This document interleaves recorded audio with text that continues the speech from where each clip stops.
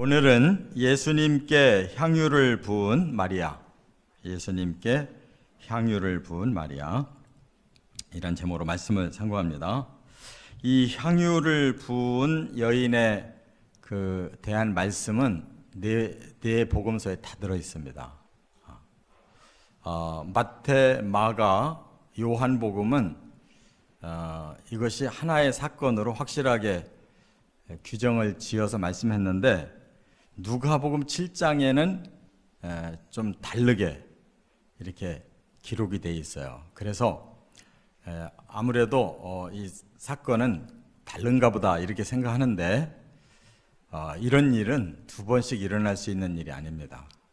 그래서 누가복음에서는 이 이야기 중심으로 그렇게 주제별로 많이 이렇게 묶어서 썼기 때문에 그 본문이 7장에 나오지만, 나머지 마태복음도 26장 끝부분이고, 또 마가복음도 14장 끝부분이고, 지금 요한복음은 12장 이렇게 나오고 있으니까 전체가 다 향유 사건 한 번이에요. 그런데 이거를 다 모아보면 정말 아주 신비하게 들어맞습니다. 크게 한 틀이라는 것을 알 수가 있어요. 여기 11장 55절부터 읽어야 이게 힌트가 이제 되는데, 6월절 엿새 전에 베다니에 도착하셨다 그랬어요. 그러면 이 베다니가 뭐냐? 바로 마지막 그 사역을 하는 한 주간 동안 예수님이 날마다 출퇴근하시듯이 머무는 곳이에요. 그러니까 6월절 엿새 전에 베다니에 도착하셨다라는 말은 6월절에 예수님 돌아가셔야 되는 거예요. 그 며칠 안 남았어요. 마지막 전도여행 끝내고 드디어 베다니 그 숙소로 도착하셨다는 뜻이에요. 거기가 나사로 집이 있는 것이고, 엿새 전이라, 6월절 엿새 전이라고 하면 언제를 말하느냐? 금요일 날을 말해요. 금요일. 그런데 유대인들에게는 안식일이 언제 시작하느냐? 금요일 해질 때부터. 그러니까 쉽게 말하면 금요일 날 저녁 6시가 되면 안식일이 시작돼요. 그럼 예수님 언제 들어오셨냐? 낮에 들어오신 거예요. 어디서? 여리고에서. 그래서 이제 그날 안식일 날 조용히 베다니의 그 나사로 집에서 묵으시고, 이제 토요일 날 저녁이 되면 안식일이 풀려요. 그래서 오늘 요 12장 1절부터 8절 그 잔치를 열었다. 그래서 그 초청된 집에서 마리아가 향유 붓다. 그 시간은 언제냐? 토요일 날 저녁 식사예요. 그러니까 안식이 풀리고 나서 이제 사람들이 와서 한 집에 와서 같이 식사를 하고 잔치했다. 거기서 향유 사건이 일어난 거예요. 그러면 그 집이 누구네 집이냐? 나사로 집이냐? 아니에요. 나사로도 초청받았어요. 근데 오늘 본문에 보면 마르다는 열심히 일하고 있었다는 거예요. 그 동생 마리아는 향유를 준비했다 예수님께 부어드렸다는 거예요. 그래서 학자들이 추정하기를 바로 이 식사를 주최한 사람이 누구냐? 마태복음하고 마가복음에서는 문둥병자의 집이라고 그랬어요. 그리고 이름을 시몬이라고 밝혔어요.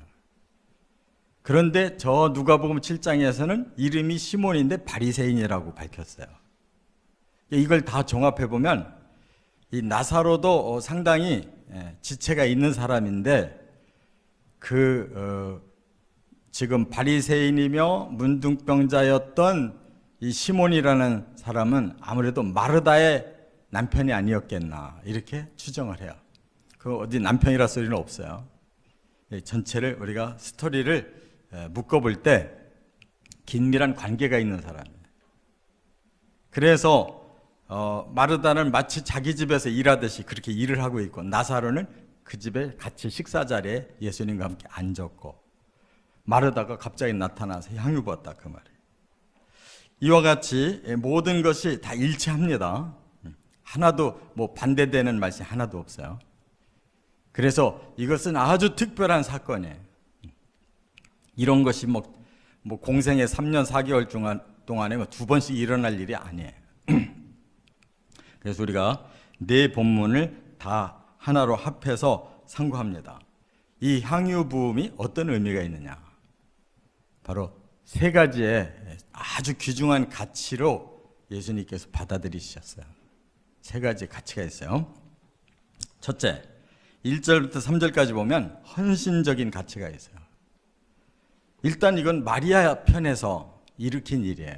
마리아가 왜 이런 일을 일으켰을까? 여기 보니까 지극히 비싼 향유, 곧 순전한 나드 한 근을 예수님께 보드렸다 그랬어요. 요 나드라고 하는 이 향 이름이 이제 나오는데 이것이 굉장히 고급 향이에요. 그래서 아주 귀한 손님이 오실 때 뿌려드리든지 아니면 사람이 돌아가셨을 때 최상의 예우로 이 향을 부어드리는 거예요. 그런데 지금 마리아의 입장에서는 뭐 예수님 돌아가시지도 않았는데 부어드렸다는 것은 최상의 존중의 표시죠. 가장 귀한 손님에게 부어드린 거예요. 그 뒤에 그 가치를 제자들이 300데나리온이라고 얘기했는데 300데나리온이라는 것은 한 데나리온이 하루 품삯이에요. 요즘 몇 시간 일 안 해도 뭐 전혀 기술이 없는 사람도 10몇만 원씩 주더라고요. 그러니까 이게 1년에 한 300일 정도 일하면은 많이 하는 거예요. 그러면 일당이 10만 원만 받아도 3천만 원이에요. 20만 원, 30만 원 받는 사람들로 치면은 억대가 될 수가 있는 거예요. 연봉으로 따지면. 그거 갖다가 한순간에 한 옥합에 들어있는 거 깨서 바칠 수 있냐고요. 아무리 귀한 손님이라도. 3천만 원짜리를 할지라도 그걸 하는 사람은 어디 있어요? 응? 이 소중한 건축을 하는데도 그렇게 내는 사람이 드문데. 그러니까 이건 뭘 의미하느냐? 마리아가 몽땅 다 드린 거예요. 자신이 가지고 있는 모든 걸 다 드렸다고 봐도 의미가 상쇄되지 않아요.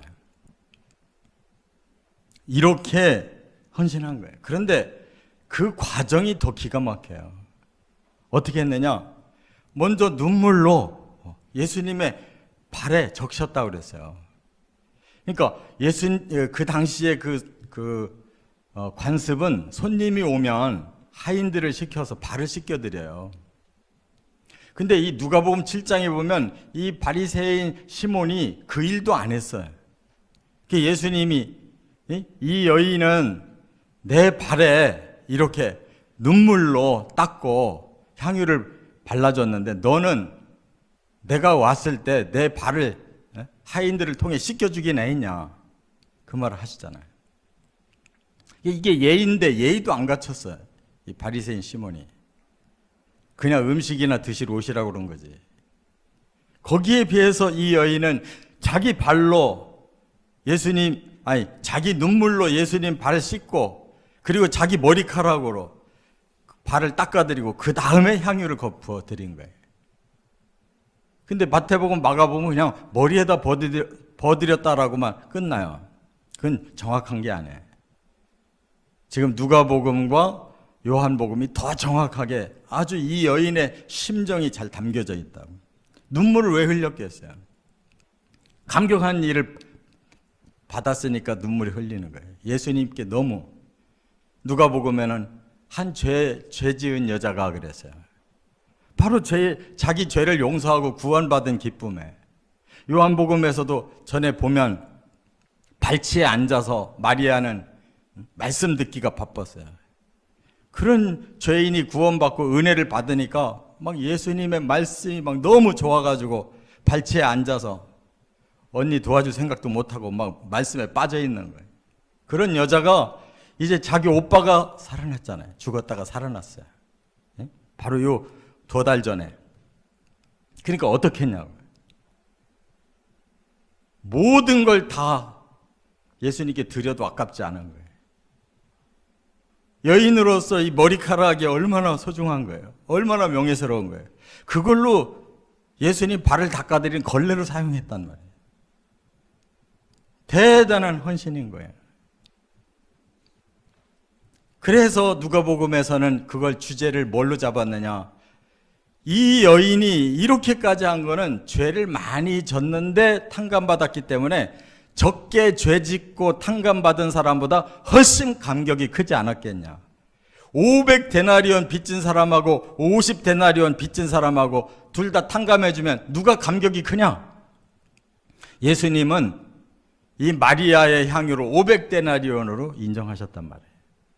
여기 제자들은 300데나리온이지만 실제로 500데나리온의 가치가 있는 그런 헌신을 했다 그 말이에요. 이처럼 우리가 복음의 이 말씀을 자세히 읽어보면 그 예수님의 심정이 드러나요. 예수님의 평가가 진짜 평가잖아요. 이처럼 우리가 하나님 앞에 구원받은 것은 너무 큰 죄를 거저 탕감받았다는 것. 그렇다면 양심이 있는 사람이라면 그 탕감받은 그 감격과 감사가 주님 앞에 있지 않으면 그는 가짜라는 거예요. 구원받았는데 하나도 감격이 없고 하나도 헌신할 마음이 안 생긴다면 그 사람은 정말 구원받았는지 한번 생각해 봐야 돼요. 내 일생에 가장 귀한 것을 정말 주님을 위해 드려봤는지, 아니면 나 자신을 위해서 계속 평생 쓰기만 했는지, 진짜 헌신을 했는지 생각해 봐야 된다는 말이에요. 두 번째, 4절부터 6절에 보면 윤리적인 가치를 여기서 말하고 있어요. 그는 바로 제자들이 했어요. 마태, 마가복음에서는 제자들이 했다고 그러는데 요한복음에 가니까 정확하게 바로 그 중에서 가룟 유다가 했다는 거예요. 이 가룟 유다가 바로 예수를 팔아먹은 자다라고 설명하면서 뭐라고 했냐면, 이 귀한 거를 팔아서 가난한 사람들에게 나눠줬으면 얼마나 좋았겠냐. 그런데 이렇게 허비하고 그랬다고 막 분하고 화를 내고 책망하고 막 이랬거든요. 그런데 실제로는 그 가룟 유다가 어떤 사람이냐, 예수만 팔아먹은 게 아니고 이미 회계를 맡고 있었어요. 그 예수님의 공동체 회계를 맡고 있었는데 계속 거기서 돈을 빼갔다는 거예요. 도둑놈인 거예요. 아주 거룩한 도둑놈. 그게 어떤 돈인데 지가 회계를 맡았다고 슬슬 뺏어 먹었다는 말이에요. 그런 놈이 지금 뭐라고 말하냐면, 그거 300데나리온 정도의 가치가 있는 건데 그거 팔아서 가난한 사람한테 줬다면 얼마나 구제가 풍성했겠냐, 얼마나 많은 사람들이 도움을 받았겠냐. 적어도 그놈이 그런 얘기를 해서는 안 되지. 지가 예수님의 돈꾀를 맡아가지고 그 신임을 얻어서 위장을 하고 자기는 뒤로 돈 빼먹은 놈이 어떻게 그 말을 또 해요? 그 말은 뭐냐면 그 돈까지 욕심이 난 거지. 헌금교회에 들어왔다면 자기가 쓸 수가 있는데 그 많은 돈을 지금 다 허비하고 말았구나.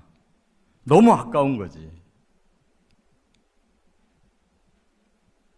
우리 사람들은 윤리적인 거 굉장히 좋아해요. 좀 사람들한테 모두가 평등하게, 가난한 사람들을 도와주고 약한 사람들은 더 좀 혜택 좀 주고 해서 모두가 평등하게 살아야 된다. 근데 그런 말을 아주 쉽게 하는 사람 치고 진짜 그렇게 돕고 사는 사람이 별로 없어요. 뭐 기도만 했다 막 뻑적지근하게 이웃을 돕고 뭘 어쩌고 저쩌고 해야 된다고 하는데 하는 사람이 없어요. 헌금도 안 하는데. 그렇게 뭐 설교하듯이 기도를 하는 사람이 헌금을 안 하더라고. 그게 무슨 놈의, 그게 윤리예요. 그게 바로 위선이라는 거예요. 그게 바로 바리새인들의 모습이었어요. 바리새인들은 돈을 빼먹는 사람들이었어요. 신자들한테 고귀한 말씀을 전하고 돈 빼먹는 놈들이었어요. 그런 사람들이 예수님 옆에 있었단 말이에요. 예수님 옆에. 얼마나 사탄이 강한지 예수님 측근까지 넘어뜨려서 도둑놈을 옆에다가 세워놨단 말이에요. 참 무서운 세상 아니에요? 이 허울 좋은 윤리 아무 소용없어요. 마리아의 헌신과 한번 비교를 해보자고. 그런데도 마리아를 혼내고 지들은 대단한 일을 하는 사람인 것처럼 뻐기고 이렇게 판단하고 있잖아요. 뒤로는 돈 빼먹는 도둑질을 하고 결국 예수를 30냥에 팔아먹은 놈이에요. 세 번째, 7절과 8절 그리고 앞부분 11장 55절부터 57절이 바로 여기에 해당되는 말씀인데요. 영적인 가치를 예수님이 말씀하셨어요. 윤리적인 가치도 좋고 헌신적인 가치도 좋은데 더 중요한 가치가 이 여인에게 있다. 더 중요한 가치. 그게 뭐냐? 영적인 가치. 하나님의 뜻에 동참하는 가치. 자기가 우러나서 헌신한 것도 좋지만 자기 중심이 중요한 게 아니에요. 하나님 중심이 중요한 거예요. 거기에 동참하는 게 진짜인 거예요. 예수님은 이 여인이 자기 장례할 날을 위하여 나에게 향유를 분 거다 그랬어요. 제가 서두에 말씀드렸죠. 이 향유는 너무 귀해서 아주 귀한 손님이 올 때 뿌리든지 아니면 마지막 돌아가신 분을 예를 표하기 위해 뿌려주는 거라고. 지금 예수님은 내 장래가 곧 있을 걸 알고 미리 뿌려줬다는 거예요.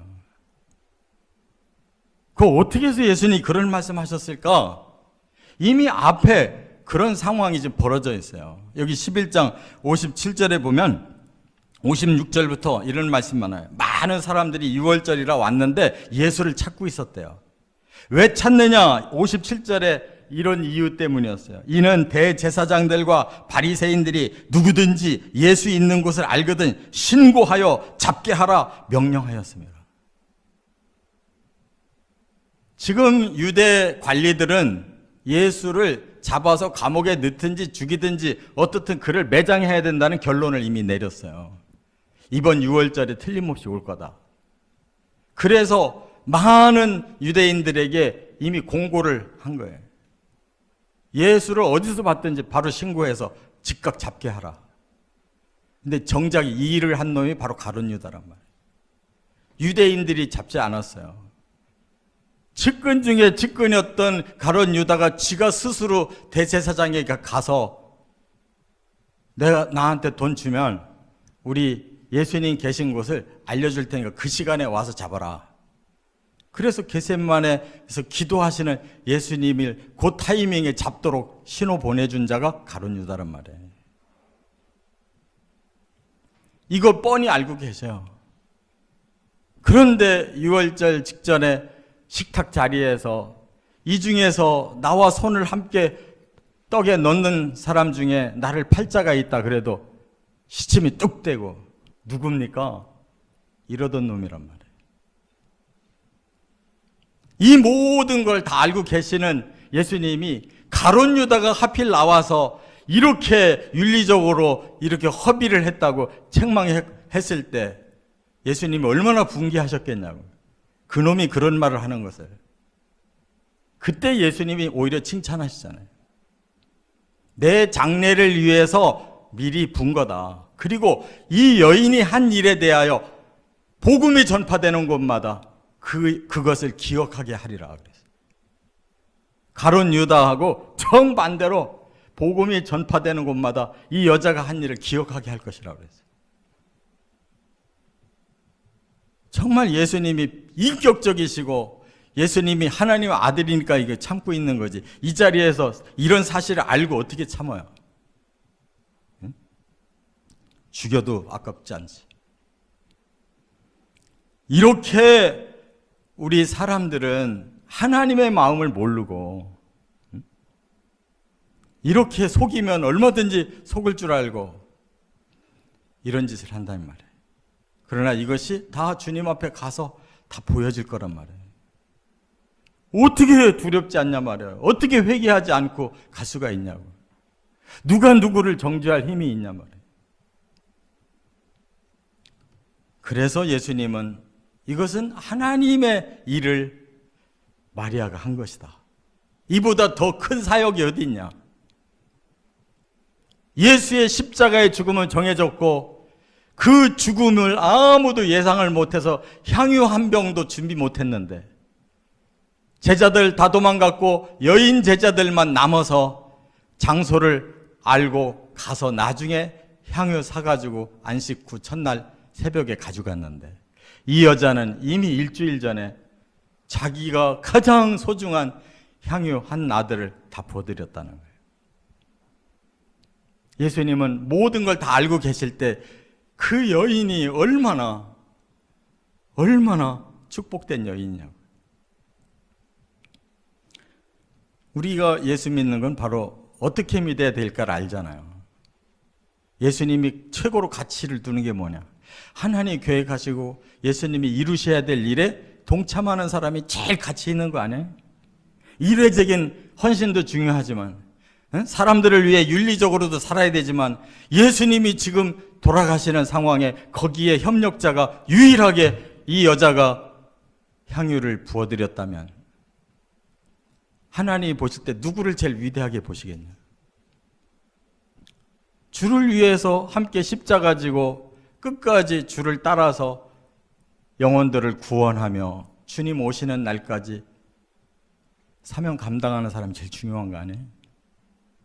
그런 사람 때문에 인류가 구원받는 거 아니에요? 그런 사람들을 통해서 하나님의 나라를 만들려고 하시는 거 아니에요?